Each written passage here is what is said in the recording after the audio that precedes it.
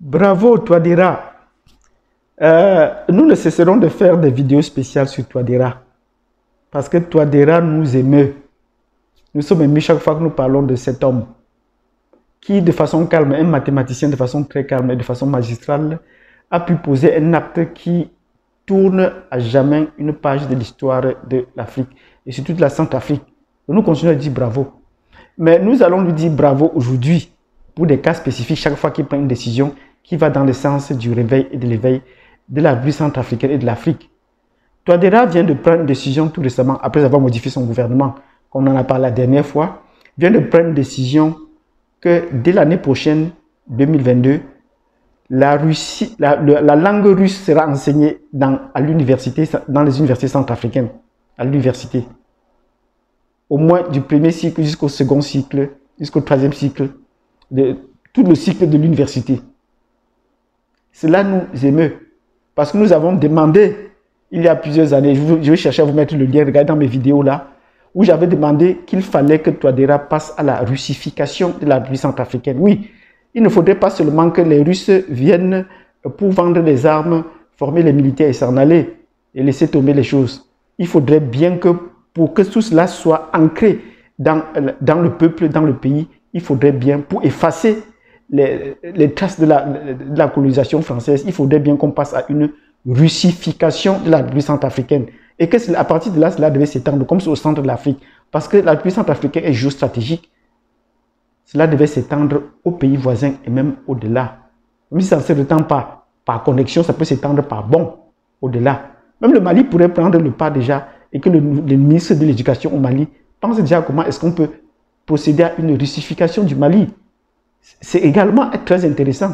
Parce qu'il ne faudrait pas seulement, pour mieux comprendre et utiliser les armes et la culture occidentale pour contrer les manigances de la France et de la langue de bois dont les Français nous ont habitués, il faudrait effectivement qu'on passe à une russification. Là, ça permettra de changer de système. Même les assises nationales qui ont lieu en République au Mali devaient déjà commencer par prévoir cela. Comment faire pour changer carrément de système? Et j'en avais proposé sur qu'il fallait qu'on voit également la réforme administrative ou la carte administrative des pays. Donc nous disons bravo à Touadéra d'avoir pensé qu'il faut déjà intégrer la culture russe pour contrer ou effacer la culture française. La culture française ne nous a rien apporté depuis plus de 100 ans, depuis plus d'un siècle. Et nous en sommes toujours dépendants. Les pays les plus pauvres de la planète sont ceux qui parlent le français. Les pays les plus mendiants sont ceux qui parlent le français. Donc, parler français est une étape. Pourquoi ne pas sortir et parler le russe? Voilà une façon non seulement de contrer la culture française, mais également de pouvoir passer à une phase plus avancée avec la russification. Parler le russe et tourner les films comme ils tournaient déjà avec la coopération russe. Voilà des choses que les Français n'ont pas fait. Donc pour cela, nous venons dans une vidéo spéciale aujourd'hui pour dire, dans une vidéo annonce, pour dire bravo à Touadéra d'avoir décidé d'instaurer la langue russe au niveau universitaire. Et cette langue s'enseignait déjà dans les lycées. Donc, merci beaucoup pour cela.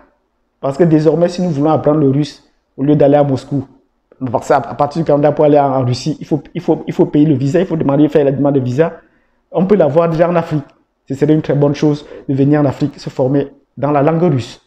Donc, nous disons merci à Touadéra pour cela.